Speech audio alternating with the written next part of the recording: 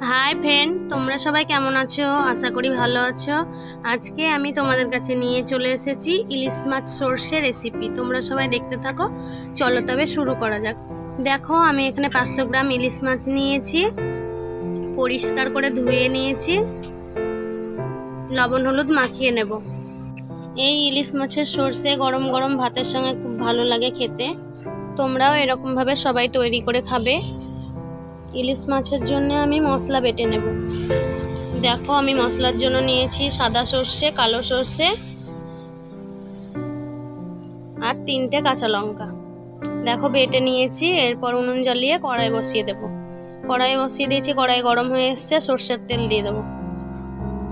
সর্ষের তেল নাড়াচাড়া করে ইলিশ মাছ ভেজে নেব। এরকম ভাবে উল্টে পাল্টে ভালো করে সবগুলো ভেজে নেব। দেখো, ইলিশ মাছের ভেতরে কি সুন্দর ডিম রয়েছে। ডিম ভরা মাছ খেতে খুবই ভালো লাগে। তোমরাও এরকম ভাবে ভেজে নেবে। আমি হালকা করে দেখো ভেজেছি। হালকা করে ভাজাই মাছ খেতে ভালো লাগে। ভাজা হয়ে এসছে, তুলে নেব। দেখো তুলে নিয়েছি। ওই তেলেই আমি কাঁচা লঙ্কা আর কালো জিরে দিয়ে দেব। কালো জিরাটা কিন্তু অবশ্যই দেবে। কালো জিরে ইলিশ মাছে বেশি ভালো লাগে। এরপর বেটে রাখা সর্ষে আমি দিয়ে দেব। পরিমাণ মতো লবণ, পরিমাণ মতো হলুদ, পরিমাণ মতো লঙ্কার গুঁড়ো দিয়ে পরিমাণ মতো জল দিয়েছি। দেখো, এরপর নাড়াচাড়া করে ফুটিয়ে নেব ভালো করে।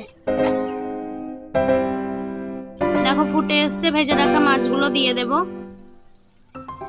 দিয়ে আমি 5 মিনিট ঢাকা দিয়ে ভালো করে আরো একটু ফুটিয়ে নেব। দেখো ঢাকা দিয়ে দিয়েছি। এরপর ঢাকা তুলে দেখে নেব।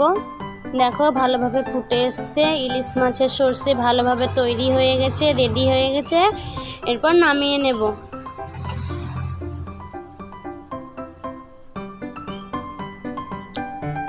দেখো নামিয়ে নিচ্ছি। তোমরাও এরকম ভাবে সবাই তৈরি করে খাবে। দেখো কালারটা কি সুন্দর এসছে। গরম গরম ভাতের সঙ্গে খুবই ভালো লাগবে খেতে এই সরষে ইলিশ। ভালো লাগলে অবশ্যই আমার চ্যানেলটিকে সাবস্ক্রাইব করে লাইক শেয়ার কমেন্ট করে আমার পাশে থাকবে। তোমরা সবাই তৈরি করে খাবে, কমেন্ট করে আমাকে জানাবে কেমন হয়েছে। তোমরা সবাই ভালো থেকো, সুস্থ থেকো। আমি আবার চলে আসবো পরের ভিডিও নিয়ে।